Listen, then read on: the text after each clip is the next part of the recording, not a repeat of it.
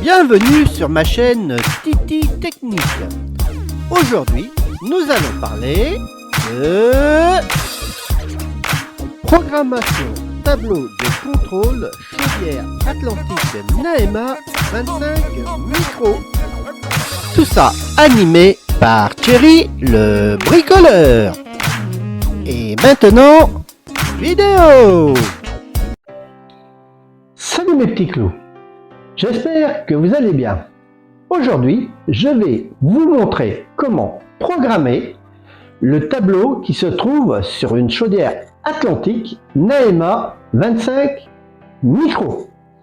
Je vais rentrer dans les programmes, vous montrer ce que vous pouvez aller programmer, ce qu'il vaut mieux éviter de toucher, les circuits utilisateurs, les circuits professionnels. Je vous détaille tout ça. Voilà donc comment se présente l'interface de ma chaudière Atlantique Naema Micro 25. Donc vous voyez, vous avez un cadran ici, bouton eau chaude, un bouton chauffage avec deux petites Z1, Z2. Ça, si vous voulez brancher deux circuits de chauffage différents. Ça peut être intéressant, par exemple, si vous avez le bas de votre maison, souvent maintenant, avec des panneaux de sol. Donc faire un réglage pour des panneaux de sol, et l'étage avec des radiateurs. Donc vous pouvez faire deux réglages différents. Clé à molette, on va voir ça tout à l'heure. OK, c'est la touche OK. I, c'est la touche I, interrogation ou escape pour sortir. Et là, vous avez les touches montée, descente. Voilà. Je vais donc vous commencer par Paris. Alors I, c'est un, ça va vous emmener. Voilà. Alors, hop, voilà. Alors le programme I, ce n'est que de l'interrogation, c'est-à-dire que vous ne pourrez absolument rien modifier. Donc vous ne risquez pas de faire de conneries dans ce programme.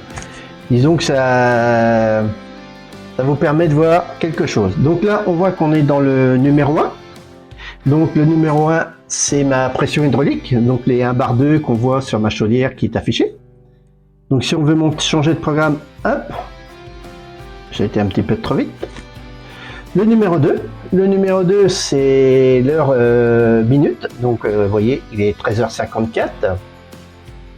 Le numéro 3, hop, 25 degrés. Alors ma chaudière, je l'ai fait équiper d'une sonde extérieure parce que je voulais réussir, je voulais bidouiller les lois d'eau et les températures ambiantes. Bon, ça c'est là, ça peut me servir, mais comme je suis avec un thermostat d'ambiance Navilink Atlantique, le H58, qui travaille que sur la température ambiante, ça travaille très bien, donc je me sers pas des lois d'eau. Mais bon, ma sonde extérieure, vous savez l'intérieur, vous voyez que aujourd'hui il fait 25 degrés dehors. On va passer au numéro 4. Alors c'est la température de départ chaudière. Donc vous voyez qu'elle est à 39 degrés, elle est en production d'eau chaude. Bien sûr, si j'ouvre mon robinet d'eau chaude, ma chaudière va démarrer. Et vous voyez qu'aussitôt, voilà, ma température elle monte. Voilà. On voit le petit symbole de la flamme qui s'allume, hein, que ma chaudière est démarrée. Donc voilà, le numéro 4, température d'eau chaude. On va arrêter la chaudière. Hop. Le numéro 5. Alors le numéro 5, c'est la consigne de départ chauffage. Donc comme mon chauffage est arrêté, bien sûr, il n'y a rien. Sinon, vous voyez... quand vous faites des lois d'eau, la consigne que vous avez mis. Hop, on va passer sur le numéro 6. Le numéro 6, c'est la température de retour chaudière. Donc tout à l'heure, on a eu la température départ. Ben, là, la température retour. Si vous voulez voir un peu plus d'explications dans le fonctionnement de la chaudière, vous pouvez aller, j'ai fait une vidéo qui s'appelle Maintenant, c'est fonctionnement de cette chaudière. Et vous verrez, je vous montre où sont les sondes, toutes les diverses sondes de température. Hop, donc là on est numéro 6. Allez, on change. Donc de 6, on saute au numéro 10, qui est l'état de la chaudière. Donc 0. 0, bien sûr, elle est arrêtée. Hein. Hop, j'étais un petit peu trop vite. Numéro 11. Alors numéro 11, ça vous donne l'état de la modulation de brûleur. Ça vous dit à quelle puissance elle est. Je vais vous remettre un petit coup d'eau chaude. On va voir si ça note. Voilà, 0%. Donc là, elle n'est pas démarrée. Voilà. Donc là, vous voyez, c'est le moteur du ventilateur qui régule. Il est à 73%, 60%. Donc il régule pour me donner ma température de chaude. Donc c'est ma modulation de chaudière. Hein. C'est intéressant. Des fois, donc là, j'ai arrêté mon eau chaude. Hop. 12. Hop, donc ça c'est la vitesse de, c'est la vitesse du ventilateur. Hein. Donc la modulation à 11, c'est la puissance et 12 c'est la vitesse de votre moteur. Alors 13. 13 est intéressant. Là vous voyez ma chaudière est arrêtée, il est à 0. Je vais me remettre en eau chaude. Ah. On va attendre que la chaudière démarre et je vais vous expliquer pourquoi il est intéressant 13.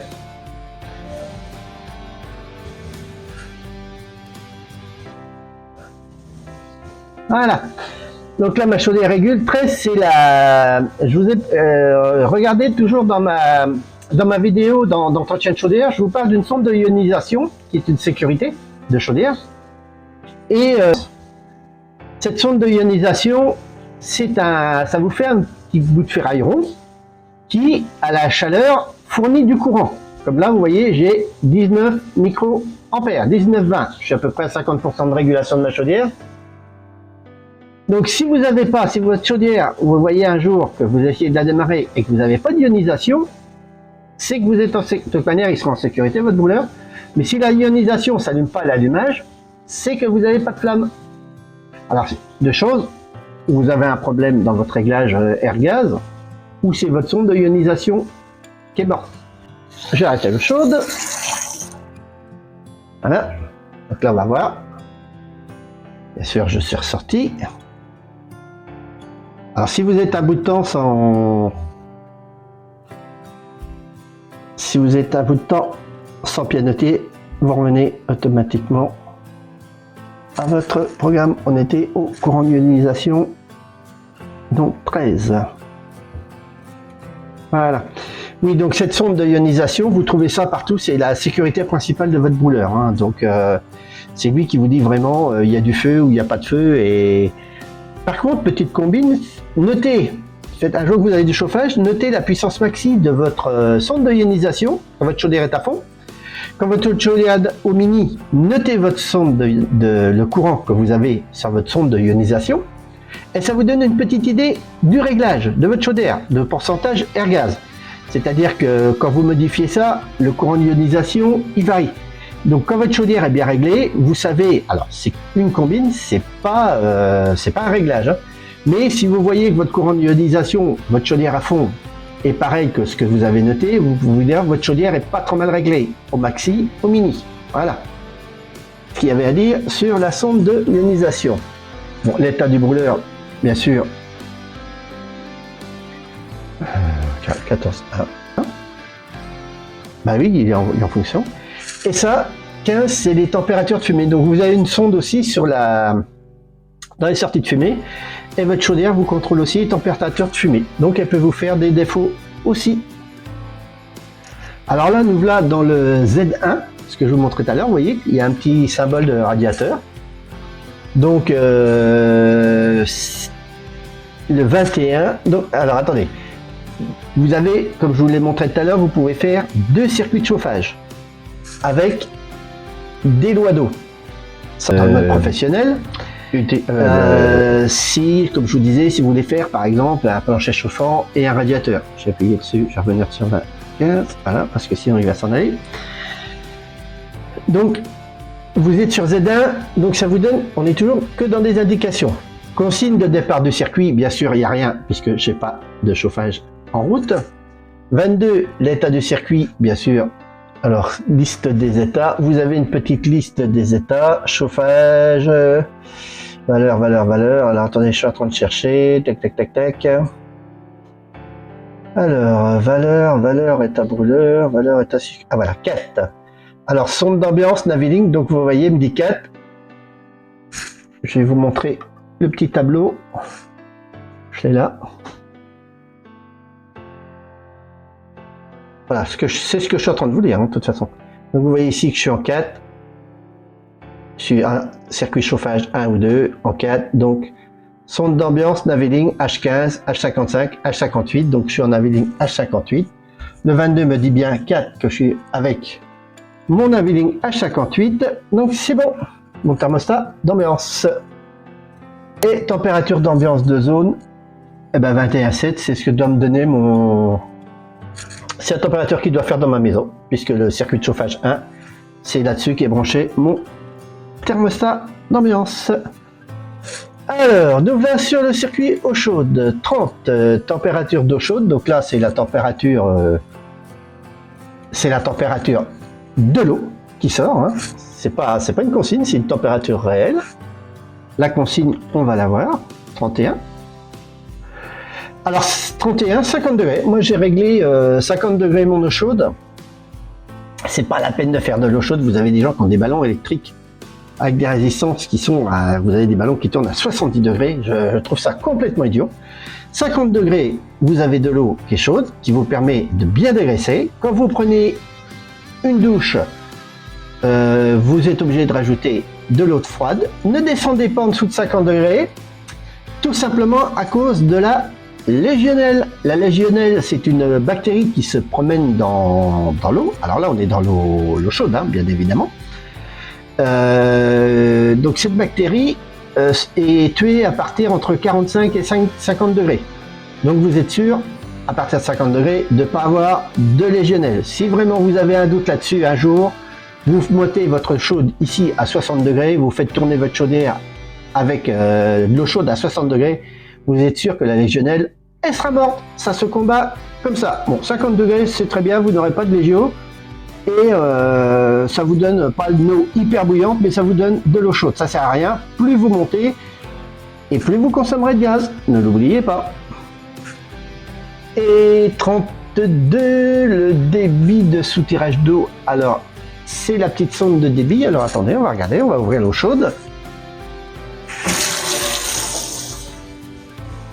Voilà. Donc ECS 5 32, donc ma chaudière démarre. Vous voyez, j'ai mon petit symbole d'eau chaude, hein, qui est là. Donc 5, et ben c'est votre contrôleur de débit. Vous avez regardé toujours ma vidéo fonctionnement de la chaudière, hein, et vous verrez, je vous montre où est la sonde de débit, et c'est elle qui dit à votre chaudière de démarrer parce que vous êtes en eau chaude et qui vous coupe le chauffage, hein, parce que toutes les chaudières vous coupent le chauffage le temps qu'elles feront de l'eau chaude, bien sûr, elles vous passent toute la puissance dans l'un ou dans l'autre, pas dans les deux. Alors 33, état du circuit ECS. Alors 33, donc là il est à 0, il est en attente, bien évidemment, puisqu'on ne tire pas. 34, position de la vanne directionnelle. Alors c'est la position, c'est la vanne. Regardez, toujours dans ma vidéo fonctionnement, je parle d'aiguillage. Hein. C'est la vanne qui vous sert de passer à eau chaude, d'eau chaude à chauffage ou vice versa. Donc là vous êtes en 1, donc vous êtes en 34 en confort. Voilà, hop. Là on passe au numéro 50. Donc, numéro d'erreur 100. Ah oui, ça, d'accord. C'est les dernières erreurs et le mois et jour. 52. Le 15 juin. Oui, d'accord.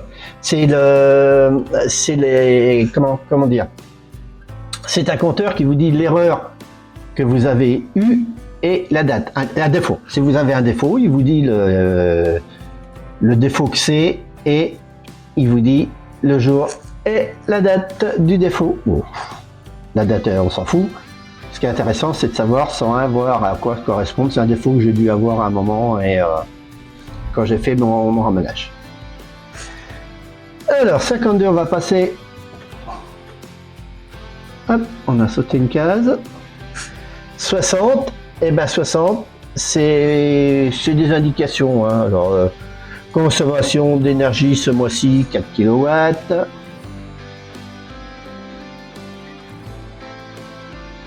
Allez, on passe sur 61. Voilà. Alors, le mois dernier, c'est consommation toujours d'énergie le mois dernier. 62, énergie consommée cette année. Bon, sur la fiabilité de ça, voilà. L'année dernière, 477,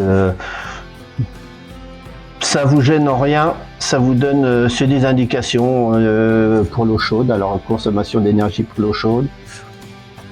Énergie consommée le mois dernier en eau chaude. 66, l'énergie consommée cette année. Et 67, l'énergie consommée l'année dernière. Bon, je ne vois pas trop l'intérêt. Mais bon. Donc là, on est dans le mode indication. Donc pour sortir, on a fait le tour de toutes les... de tout ce que vous pouviez voir. C'est que de la lecture. Hein. Escape, je sors. Donc on revient sur mon tableau avec mes 1 bar 2. Et maintenant, on va partir dans la programmation. Donc le programme installation. Ce qu'il faut savoir, dans le programme installation, vous avez 2 programmes. Enfin, vous avez 2 programmes. Vous avez 2 choses. Vous avez un niveau utilisateur. Alors le niveau utilisateur, bien entendu, c'est vous.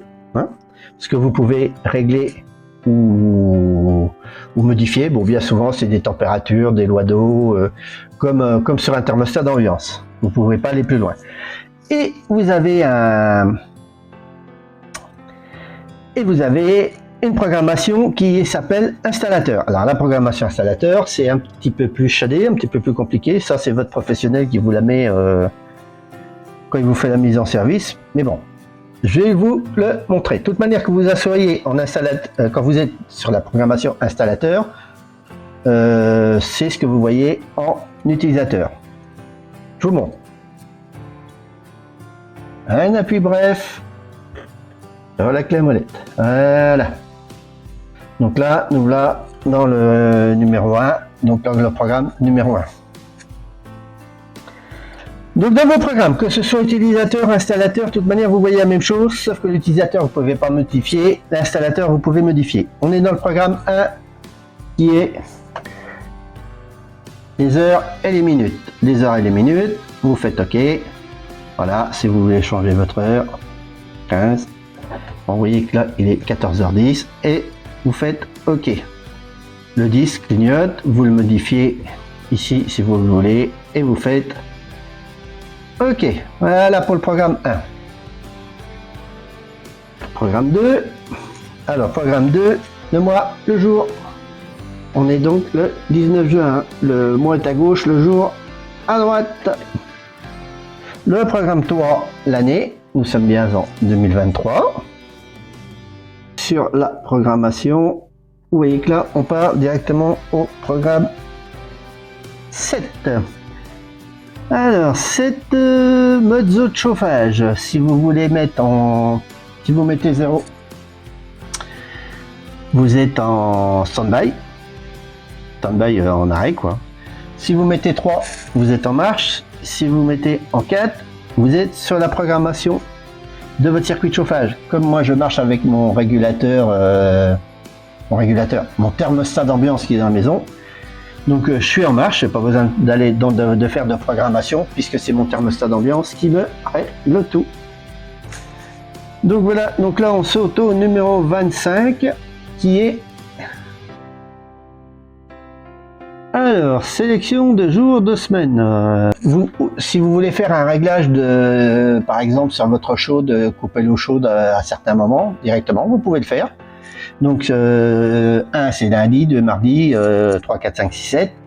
Et quand vous êtes en 10, c'est que vous avez la même programmation de tous les mêmes jours. Donc moi, j'ai pas de programme spécifique sur l'eau chaude.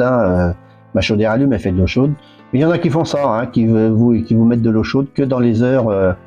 Bon, je vois pas l'intérêt. Donc ça, si vous voulez faire un programme, on a un programme de rentrée 26, 27. Mais de toute manière, il inhibé. Donc vous voyez, vous avez des heures. 29.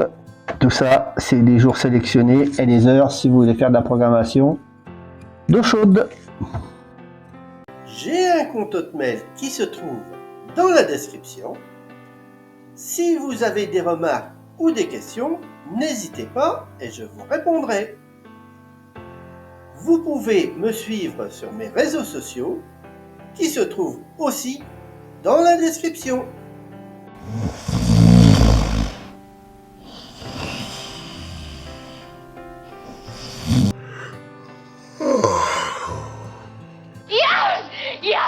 Yes!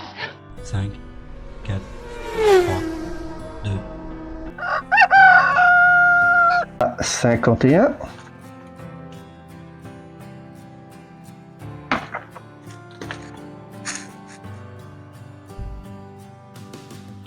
Donc autorisation de basculement été vert, donc j'ai pas besoin puisque c'est mon thermostat d'ambiance qui le fait.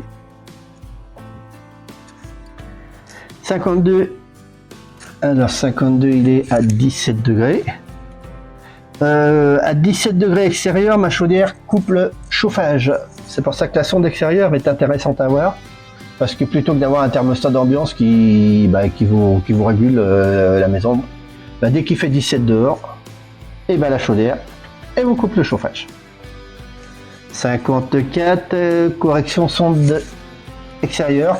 Si votre sonde a tendance à dériver, regardez dans ma vidéo fonctionnement de chaudière, je vous parle des sondes. Sonde extérieure, c'est une sonde, c'est une résistance ohmique variable. Et si elle a tendance à dériver, vous pouvez compenser un petit peu les ohms. 57, donc je suis en mode CES, en mode éco. Bon, c'est pour éco confort. Vous avez 0 CRE, 2 éco, 3 confort, 4 programmes. Donc vous voyez, je me sers pas du programme. Je suis en mode éco. 60, activation d'heure d'été.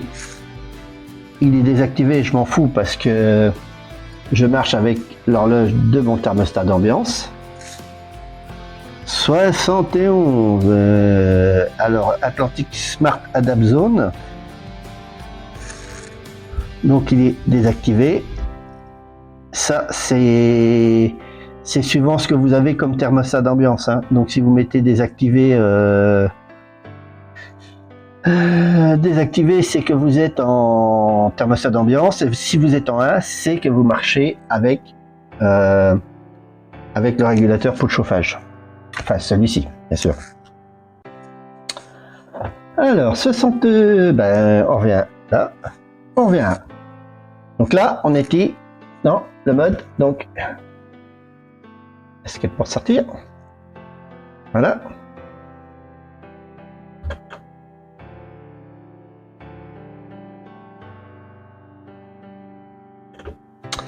Voilà, donc là, vous voyez, tout à l'heure j'avais une petite clamolette. Et là, donc j'étais en mode utilisateur, c'est ce que vous pouvez programmer. Et maintenant, vous êtes en mode installateur. Donc numéro 1, c'est pareil que tout à l'heure. Numéro 2,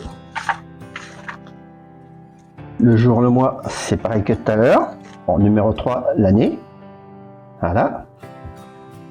Donc là, attention, vous êtes dans des circuits, dans un truc que vous pouvez modifier.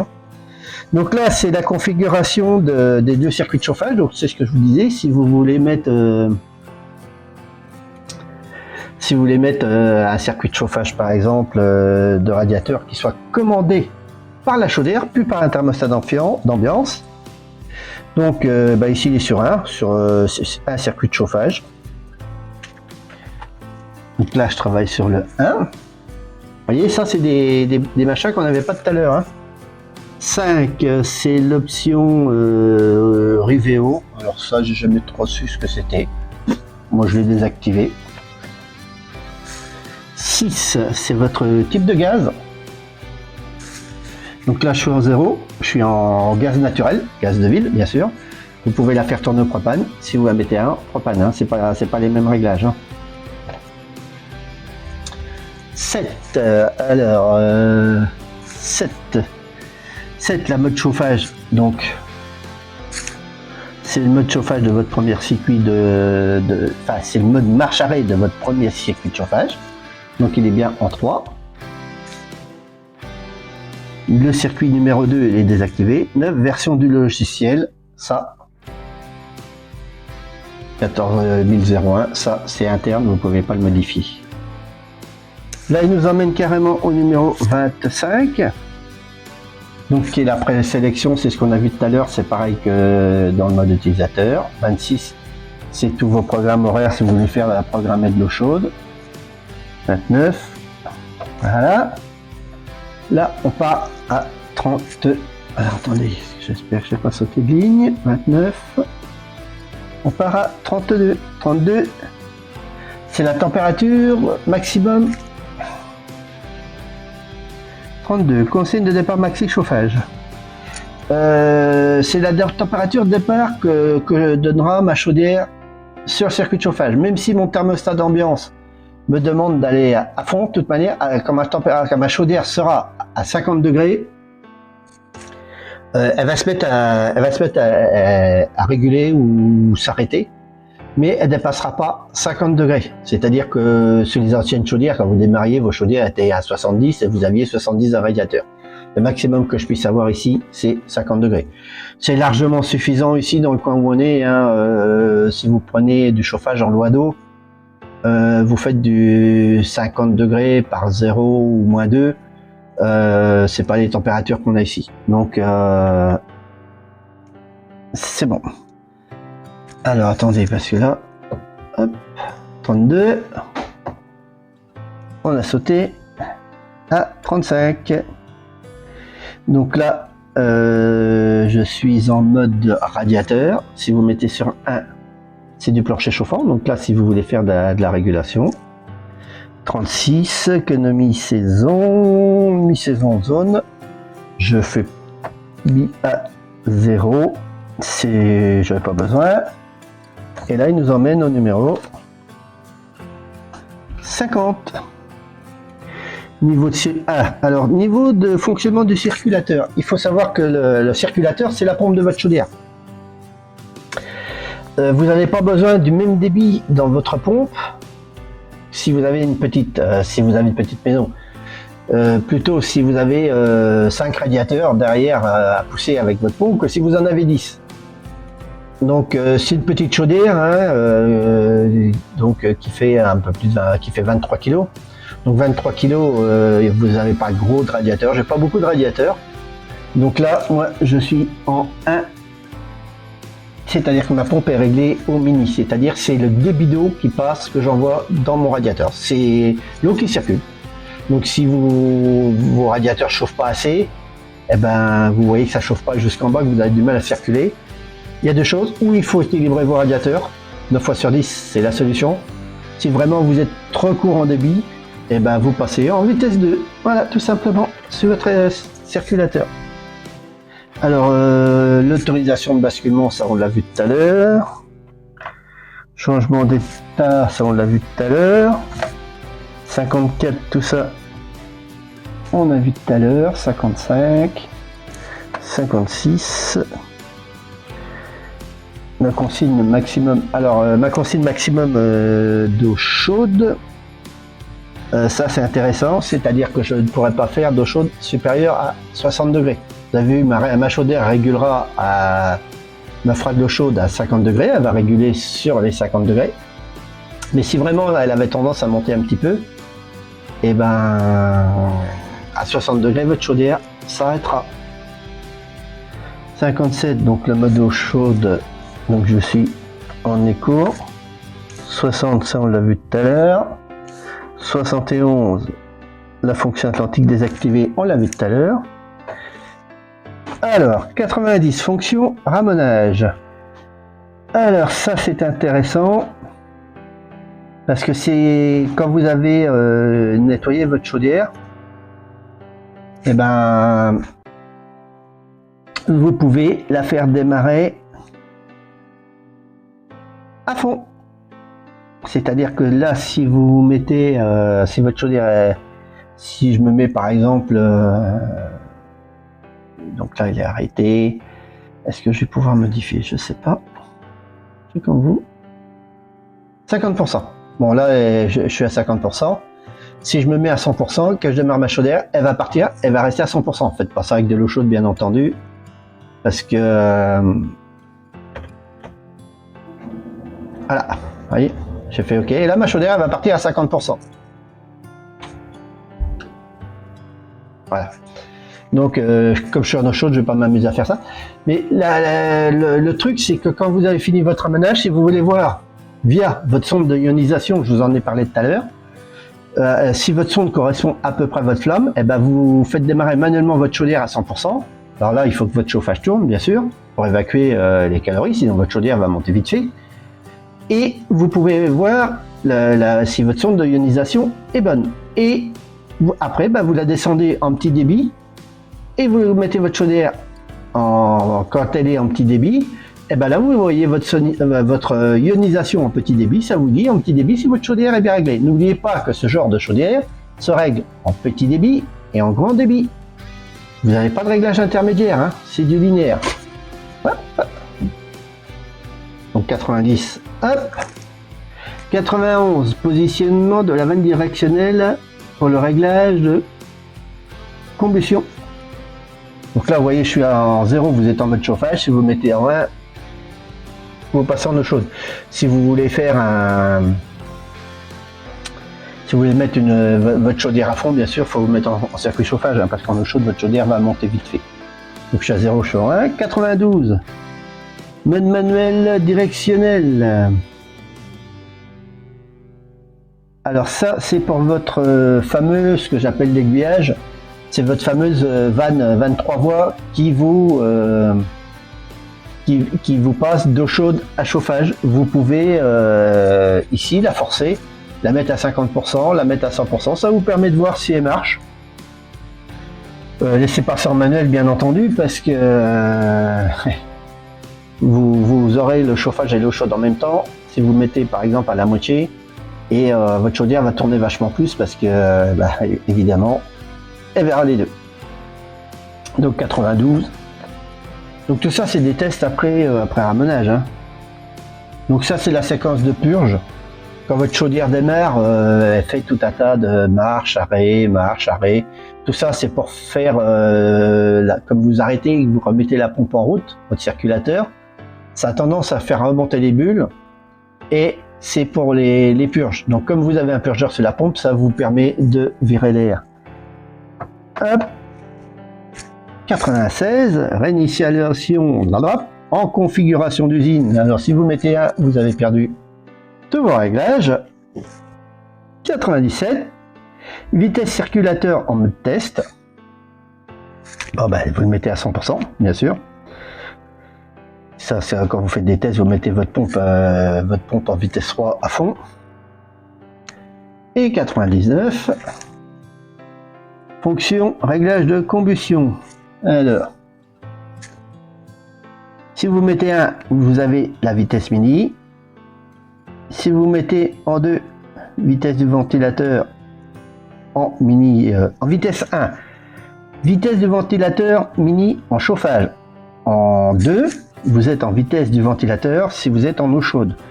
Vitesse 3, c'est le maxi en chauffage. Et vitesse 4, c'est le maxi en eau chaude. Voilà. Donc voilà donc ce fameux circuit installateur.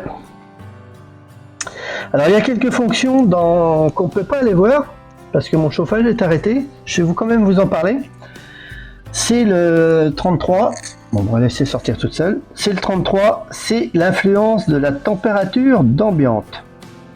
Alors c'est un truc qui est intéressant parce que si vous avez un thermostat d'ambiance, par exemple, sur le 33, si vous vous mettez à 100%, vous êtes à 100% sur votre thermostat d'ambiance. Si vous vous mettez à 50%, c'est-à-dire que vous allez marcher à 50% sur votre thermostat d'ambiance et sur les lois d'eau. Alors les lois d'eau, je vais vous en parler tout à l'heure. Et si vous vous mettez à 0%, votre chaudière ne travaillera que sur les lois d'eau, c'est-à-dire la température d'eau par rapport à la température extérieure. Il n'affichera plus de votre thermostat d'ambiance à 0. Voilà. Alors, les lois d'eau. Alors, vous verrez dans votre bouquin les programmes 11 à 24, qui sont donc vos 2 programmes horaires pour les circuits de chauffage. Moi, vous avez vu, je ne les ai pas. Je ne peux pas rentrer dedans. Hein. On saute de 9 à 25. C'est normal parce que j'ai un thermostat qui ne me permet pas de naviguer dans ces fonctions. Alors il y a un thermostat qui existe, hein, un autre thermostat d'ambiance qui s'appelle Navilink A59. C'est ce que j'avais monté en premier sur ma chaudière et je marchais sur des lois d'eau. Bon, j'ai voulu tenter le fonctionnement sur de l'ambiance. Et sur de l'ambiance, je trouve ça beaucoup plus confortable et beaucoup plus simple à régler. Donc, vous ne pourrez pas rentrer. Moi, je ne peux pas rentrer dans ce programme-là avec le thermostat que j'ai. Mais je vous dis, avec le A59, vous rentrez dedans. Donc, si vous avez un A59, les lois d'eau, je vais vous montrer ce que c'est qu'une loi d'eau.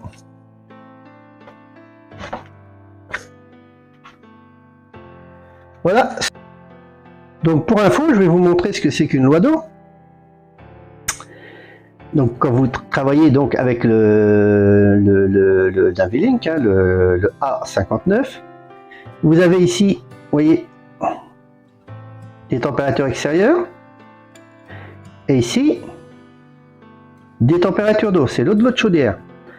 C'est comme ça qu'on travaille beaucoup en industriel. Je vais vous dire 99% du chauffage régulé, que ce soit dans les usines, dans les HLM, tout ça, marche avec des lois d'eau. Vous réglez une loi d'eau, donc vous voyez, vous réglez des pentes, hein, 4, enfin, vous devez avoir 5, 6, 7, 8, 9, 10, voilà. Et vous dites, par exemple, quand il fait 20 degrés dehors, vous voyez, sur n'importe quelle pente, vous partez à 20 degrés d'eau, c'est-à-dire votre chaudière, elle va, pour ainsi dire, pas s'allumer. Quand il fait 10 degrés dehors, comme ici par exemple, si on va sur la courbe numéro 8, on est ici, vous partez à 30 degrés. Si vous mettez une courbe plus forte, bien sûr, 16 par exemple, et bien ici vous partez à 40 degrés.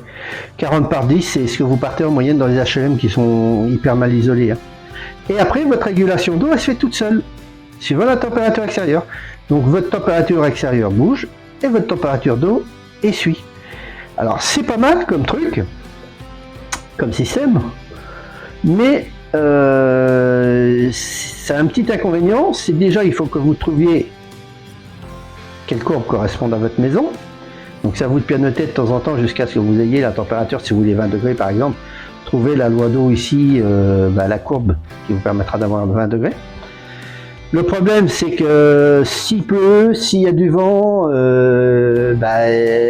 ou si, comme par exemple, quand il tombe de la neige, non, parce que généralement les lois d'eau sont assez bonnes, vous n'avez pas de vent. Mais s'il pleut, qu'il y a du vent, comme ici à Cherbourg, c'est souvent le cas, donc votre loi d'eau devrait être modifiée parce que vous perdez un petit peu en température dans la maison. Donc c'est pas un fonctionnement hyper rectiligne en ambiance dans votre maison.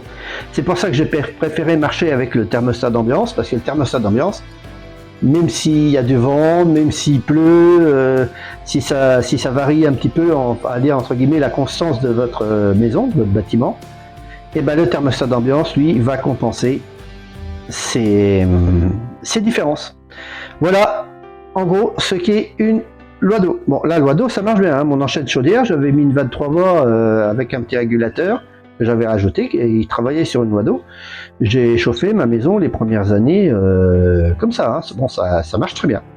Mais le top, c'est de marcher sur de l'ambiance. Voilà. Donc voilà, je pense que j'ai fait à peu près tout le tour de cette programmation. Je vous ai montré tous les points, un par un, certains que je pouvais pas accéder parce que j'avais pas le thermostat d'ambiance qu'il fallait. Donc avec mon Navilink H58, je ne peux pas faire de programmation en loi d'eau. J'en ai un ici, le A59, je l'ai. Je regarderai si je peux le faire fonctionner sans le brancher sur la chaudière. À la rigueur, je vous ferai une petite vidéo dessus. Donc j'espère que j'étais assez complet dans ce que je vous ai montré. Pour moi, c'est une évidence parce que j'ai fait ça toute ma carrière, de la programmation d'automates, de chaudières, enfin de plein de choses. Donc si vous avez des choses que vous n'avez pas compris, n'hésitez pas, hein, j'ai ma boîte mail ou j'ai mon compte Insta. N'hésitez pas à venir vers moi, me poser des questions, que ce soit des renseignements si vous n'avez pas compris pour de la programmation. Je ne suis pas rentré dans la partie électrique, dans la partie câblage. Si vous ne savez pas, c'est pareil, n'hésitez pas à venir vers moi et je vous montrerai. Voilà. Je pense donc que cette vidéo va toucher à sa fin. Cette vidéo de programmation de tableau de chaudière Atlantique. Et je vous demanderai encore 2 petites secondes d'attention après cette vidéo parce que j'ai encore 2 petites choses à vous montrer. Et en attendant, je vous dis à la prochaine mes petits clous pour dans une prochaine vidéo. Au revoir. Alors c'est pas fini car il reste encore 2 petites choses. Si vous avez aimé cette vidéo, alors mettez un petit pouce bleu. Et si vous êtes fan, n'hésitez pas à vous abonner. Ceci est vraiment la fin de la vidéo.